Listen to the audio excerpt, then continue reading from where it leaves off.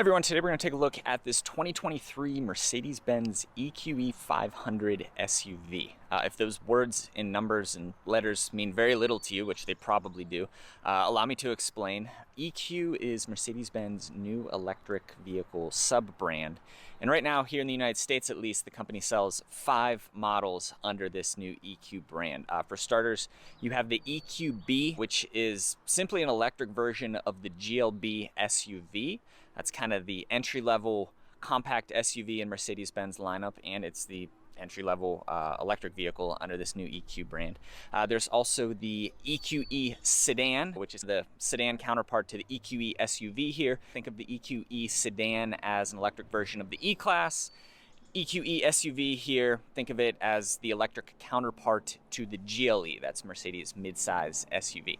And then there are the EQS sedan and SUV. Again, those are electric counterparts to the S-Class sedan and the GLS full-size 3-row SUV. So this EQE SUV here, think of it as an electric GLE. The GLE used to be known as the ML way back, but basically it is an electric mid-size luxury SUV, and after a week of driving it, I like it a lot. So this one, like I mentioned, is the EQE 500, which is right now, Mercedes isn't selling an AMG version of the EQE SUV here in the US, not in the US at least. So the 500 here is the most potent version of this vehicle. It makes 411 horsepower all in, and it offers, it kind of varies, but according to the EPA, it offers 269 miles of range. According to Mercedes-Benz, it offers 340 miles of range. There are some discrepancies between the way the EPA and the European automakers calculate range. But either way, it offers sufficient range, sufficient power, sufficient luxury. So all that checks out. It costs $98,000, which, you know, it had better be sufficient in all those areas at that price tag. But overall, I like it a lot, so let's do a little tour of the new EQE SUV here, and then take it for a drive. So the styling of these new Mercedes EQ models is definitely more egg-like than their internal combustion counterparts. So you've got a really round greenhouse up front. Everything's really smooth. There's no need for really any kind of air intake up here. So electric vehicles see that area closed off in the interest of aerodynamics, and I mean that's really what's behind much of this design here. You'll notice the wheels are even pretty closed off. This is metal, and then these are plastic bits all around it there. So really streamlined design. One of the design themes on these EQ models is the Mercedes 3-point star featuring all over the place. You'll see it in the interior in a moment, but big 3-pointed star there. I mean, that's my hand. That's a huge Mercedes emblem. You've still got the Mercedes, I don't know, coin thing in the hood there. None of these are air intakes. So that's all closed off. Well, there's an air intake there. I take that back. But this is all closed off. Really nice camera system. We'll check that out in a moment. Moving down the side, it says EQE on the side here. Mercedes is using a new font. It's probably not something that a lot of reviewers are going to call out, but that always catches my eye. So Mercedes-Benz has kind of rebranded itself for its electric vehicle line. On that note, another little thing I noticed, I've never seen this Mercedes word mark before. It's like a script written out Mercedes kind of secondary logo there. That's kind of fun. I wonder where that comes from. Oh, one thing you might notice, so Mercedes, there's no front trunk, and Mercedes actually doesn't want people, or it's pretty clear that they don't want people to be opening this hood at all. The hood release is hidden under the dashboard. Maybe we'll take a look at it. But the one thing the average person does need to do under the hood of their vehicle is refill the washer fluid, and that lives right here. So there's your pop-out washer fluid reservoir. You've got a fuel door for your washer fluid. The charging port is on the opposite side back there, but yeah, this is how you refill the washer fluid on this vehicle, where they don't really want people to open the hood. Speaking of that though, let's just real quickly, so power retractable door handles, there we go. The hood release is way back in here, so you have to pop off this door. It's a little tricky.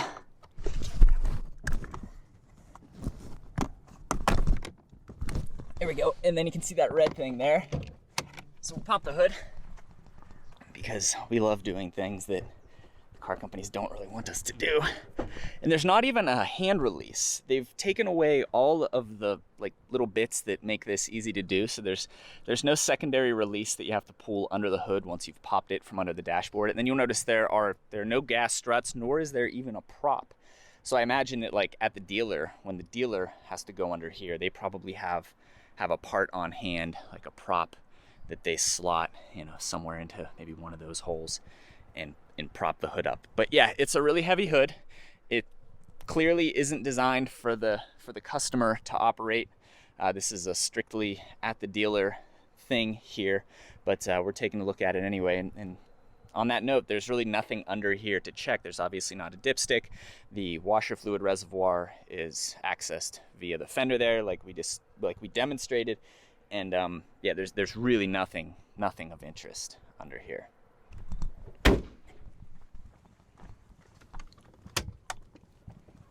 Okay, before we move on to the interior, let's check out the cargo area. Power release, accessed via the 3-pointed star on the tailgate there. Like I said, mid-size SUV, so there's good space back here, on par with the GLE and other vehicles in this overall mid-size luxury segment. We've got a nice roll-out cargo cover here. Covers the cargo area so no one can look inside. Not much else to show back here. This is your charging cord.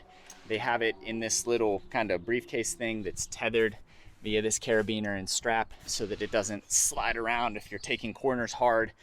There's a tie down point on the opposite side, so 2 tie down points against the back, 2 tie down points at the front here, and then not even really anything under here, just well, a little storage area, which is nice, and then a tire patch kit because this vehicle doesn't come with a spare.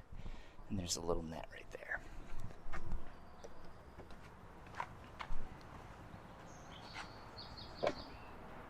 So these EQE models, or overall EQE line, does definitely share a design language. It's kind of hard to tell this smaller EQE from the larger EQS, and the same goes for the sedans. They all really look alike. I mean, you can even argue that the SUVs even kind of look like the sedans. Okay, let's take a look at this window sticker. You can see this is a 2023 Mercedes-Benz EQE 500 4MATIC SUV, and as equipped it comes in at $98,040 when you factor in a $1,150 destination and delivery fee. Mercedes-Benz, at least with these EQE models, I imagine it's coming to the rest of the lineup as well, they've moved to trim levels. So this one has the exclusive trim level, so it's the middle tier trim. There's one above it and one below it as far as EQE 500 goes, and that applies to all other EQE models. So I should lay this out. There are 3 models within the EQE hierarchy. The 500 here is the top one as of right now here in the US, and then there is the EQE 350 Plus. That's lower power. It has about a little bit under 300 horsepower. On the low end, the entry-level EQE is the EQE 350 Plus, and that is, I believe, just rear-wheel drive. And then in the middle is the EQE 4MATIC. That still has about, I think it's just under 300 horsepower, but it's all-wheel drive. And then the EQE 500 here comes exclusively with all-wheel drive, and it makes, 402 horsepower. Yeah, 402 horsepower, but 633 pounds-feet of torque. EPA figures show 269 miles of range. Like I said, Mercedes-Benz quotes more like 340 miles of range. And I had this on a full charge earlier this week, and yeah, the dashboard readout said around 340 miles. So there's some discrepancy there. Like I said, the EPA does things their way, and it seems like the European automakers as a whole measure things a little bit differently. But overall, expect about 300 miles of range. I think that's a good rule of thumb. That's a good middle ground, given that we've got some different numbers here. One thing I've noticed about this one, it has some weird packaging going on. There are not ventilated seats. $98,000 high-end luxury SUV does not have ventilated seats. On this build, that option simply wasn't checked. Other than that, it has almost everything. There's no heads-up display. You can get that, and you can obviously get ventilated seats, which we don't have. And this one also doesn't have the multi-contour seats. So other than that, though, we've got a lot of features to check out here. So let's turn it on and get the air conditioning going. Notice our washer fluid is low. You can clear that via this button on the steering wheel here.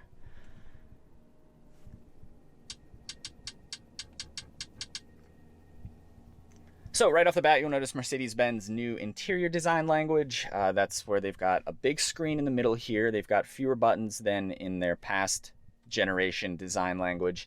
And then a standalone screen for the gauge cluster here. This obviously isn't a touch screen. I like this layout. I kind of prefer, though, the previous generation layout that had some more physical buttons, that had a redundant trackpad here on the center console. It was still a touch screen, but you could use the trackpad if you wanted. There was a volume knob down here, and it was like a roller knob, like a barrel.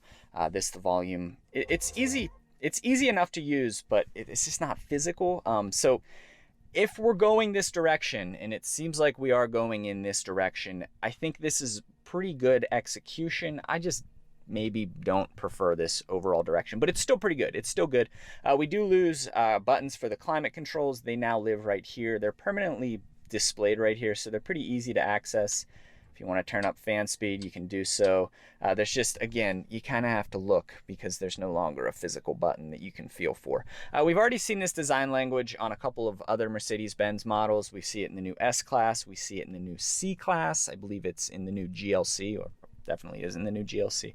And as it's in the new SL, and as Mercedes-Benz redesigns the rest of its lineup, as more new generation models come out, they'll all use this new design language. And overall, again, given that this is where things in the greater auto industry seem to be going, I think this is really good execution. I really like the steering wheel. I love this interior color. So we've got, I believe this is yacht blue over macchiato beige, and then there's this wood finish here on the dashboard, which, like I mentioned, features more of these Mercedes 3-point stars. They're subtle enough. They don't really bother me.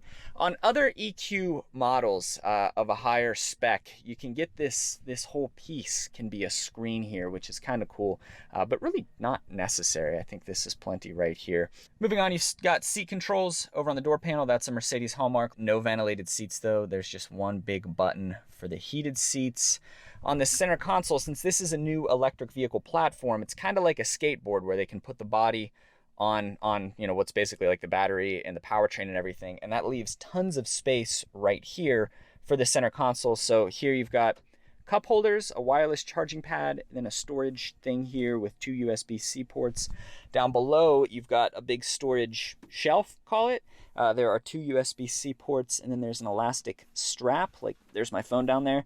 If I wanted to, I could strap my phone in, but this is a great place to put like a purse, wallet, key, sunglasses, everything else you store in the car.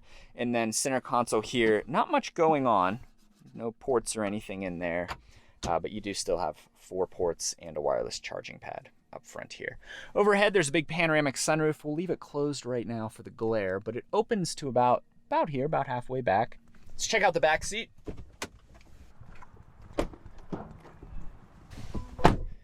Okay.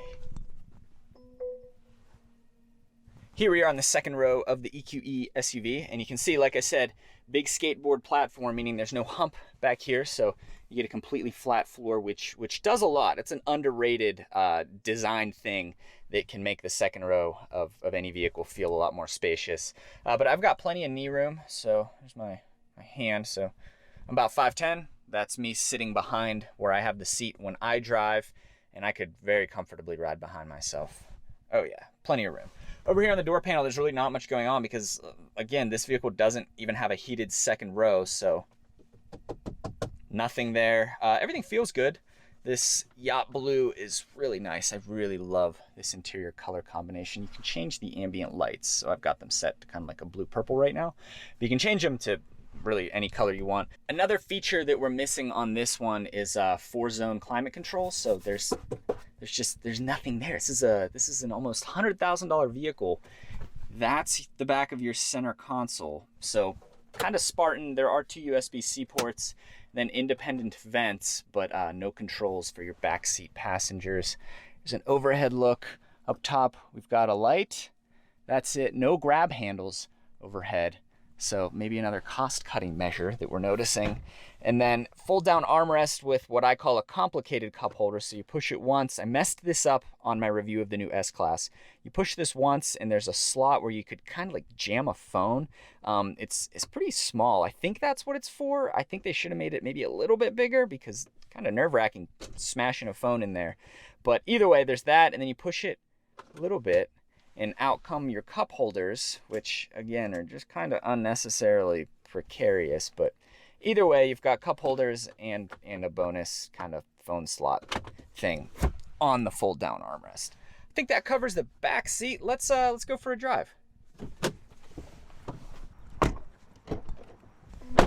right, a couple things before we set off here. Camera system, like I mentioned, is pretty good. Gives you a 360-degree all-around view, and you can actually rotate to see where you are. There's my Land Cruiser. The picture's a little distorted, but overall really handy, especially if you like to really line yourself up in a parking spot. Another thing, like I said, you can change the ambient LED lighting. This is fun. So you've got all these different colors. Like I said, I've got it, and they've got it numbered, which is nice. You can say, oh, I like number 26, or I like number 43. You can remember the color based on its number. So I had it on all the way blue there. I was enjoying this though. It's a nice contrast with the yacht blue, so we'll leave it on orange. And then, as far as driving stuff goes, I should point out, right now we're at 33% charge. I took this on a little 4th of July day trip yesterday, so we wore down the battery range pretty far, or at least the charge level. So we're at 33%. That gives us about 114 miles. And again, if you do the math, that works out to Mercedes-Benz calculation of this thing having like 340 miles of range. Well, yeah, that would come out to about, 345 miles of range. So like I said, Mercedes says 340 miles. The EPA says 269.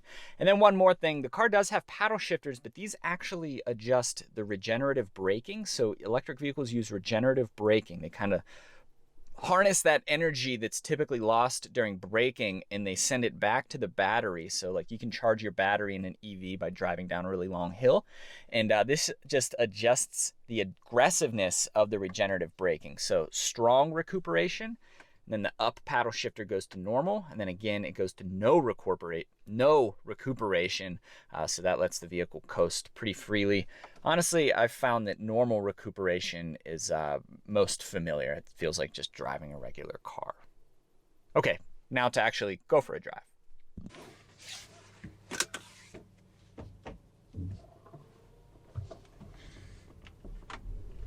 Okay, driving this 2023 Mercedes-Benz EQE 500 SUV. Mercedes' new fully electric midsize luxury SUV. I've said it already, but I like this car a lot. I've said that about every modern Mercedes-Benz that I've reviewed. They're just really nice to live with and easy to live with. So 402 horsepower out of this one. It goes from 0 to 60 in about 4.5 seconds. There's 50, yeah, there was 60 miles per hour. Yeah, that felt like about 4.5 seconds. There may end up being, or probably will end up being, an AMG branded version of this vehicle, but this is plenty for me, and especially with EVs, they're all really fast and they're all pretty fun to drive. So I don't think you really necessarily need a performance version, but I'm sure they'll still sell plenty of them. Center of gravity is really low, so like whipping around corners and things feels really good. The car just feels really, really smooth. It's nice that I've driven the gas counterpart to this vehicle. I've reviewed a couple of GLEs. Those were both GLE 63 models. They were AMGs, so they were really fast, but it's nice to be able to compare the two, and this is just as livable as the GLE. The GLE still uses the older design language, the older interior layout, and I do like the redundancy of the touchpad, but this is fine. This doesn't bother me too much like other more modernized, newer interior designs from other automakers might. This does have an air suspension. I've raised it up and down a bunch. You can't really tell the difference when it's raised up. We're going over our first speed bump here at 20 miles per hour. Felt really smooth. Air suspension really levels out the vehicle nicely when you go over something like a speed bump. Say what you will about long-term reliability. I don't think we're really too, that was 20. I don't think we're really too worried about long-term reliability when it comes to these new EVs. Most of them are leased, unfortunately. So things like that aren't, I don't know, it feels like such a far off thing that, anyway though, air suspension is at least nice when it comes to bumps like this. Whew. That was about 22 miles per hour. Definitely rocked the vehicle a little bit. All the touch points in this car are really nice. I love this light colored interior. It does get dirty faster than your darker interiors, but if you can keep things reasonably clean, if you can be diligent about that, then I would go with this white interior for sure. It's just really nice. It's such an airy and open cabin. Steering wheel feels really good. This isn't Mercedes' sport steering wheel. That would have a more aggressive ring and even I think have a flat bottom, but it's still a really nice steering wheel design. The controls are intuitive. Yeah, what more can I say? This is just an all-around really competent electric luxury SUV. I will add that it's so competent that it's almost boring. I feel like there's less to kind of dig into on this car. If you ignore the software, yeah, it's all pretty familiar, almost basic, but in a good way. Almost everything that you would expect from a luxury vehicle is here, other than ventilated seats and 4-zone climate control. Everything is here. It's so easy to use that I kind of run out of things to say because it all just works. We're gonna go ahead and do another pull here, another acceleration. We'll go into sport mode. You've still got drive modes. So here we are in sport mode. Ooh, kicked out the back end. There's 50, there's 60, very fast, faster in sport mode. That wasn't boring at all. That was cool. It's fun that you can goose it a little bit. You can get a little tire slippage out of this, even with all-wheel drive and only 402 horsepower. So that was fun. This is sport mode. Okay, all right, I'm a little, oh yeah. So I just went to use the paddle shifter. I turned off recuperation. I'm used to using paddle shifters to change gears, but again, in this case, it just changes the regenerative braking aggressiveness. So right now we're on no recuperation, so we're really coasting. Maybe even more than you would in a gas vehicle. Here's normal, and then watch. Strong recuperation will almost bring the vehicle to a stop. It's kind of uncomfortable to use strong recuperation. But if you need it, if you want to charge your battery, if you want to preserve your range, it's nice to be able to do so. Yeah. This is good. This is really good. Electric vehicles really do change the game. Okay, so there's our take on Mercedes-Benz new fully electric midsize luxury SUV, the EQE SUV here, in this case in EQE 500 4MATIC form. I've said almost everything I have to say. This modern Mercedes-Benz vehicles are super competent. I really like them. I think they've got some of the best stuff going right now. I like that this EQ line is pretty sedate. These EQ models are even more subtle and more understated, I think, than their gas counterparts in terms of design. So that's kind of nice. If there's a criticism, it's that the cabin here is really simple. The back seats really don't have much going on. I guess they've kind of de-emphasized those in favor of spending more up front here, but there's really nothing going on in the back seats. Not a whole lot going on in the cargo area. That kind of brings my other point that the car is so competent and familiar and well done, frankly, that it's almost a little bit boring. But luckily, you've still got sport mode and you can still squeal the tires in sport mode, which is fun. I mentioned that I took this on a day trip yesterday, and I feel like I should speak a little bit to my experience with charging this vehicle and working with a battery rather than a gas vehicle. I found that it's really hardly a thing. When you really distill it down here in 2023, assuming you can charge the vehicle at home on a 240 watt outlet, that's like your oven or your dryer, I think you can live with one of these. I think most people could live with one of these with very minor behavioral changes. It's like the experience is 95% the same as with a gas vehicle. And I imagine that number will grow as the years go by. But like, I don't have a 240 watt charger at home. I just have the basic wall outlet. So with that, like plugging this in overnight, you only get about 10 miles of range overnight. So that's not really workable for me. I'd have to go to a public charger or to a dealership to charge and stuff. And that doesn't make a lot of sense. I would not buy an electric vehicle unless I had the ability to charge at home with a 240 watt wall outlet. And even then I'd want to do the math to make sure that with my driving style and with what I want out of the vehicle, that charging, I don't know, speed and routine would still work for me.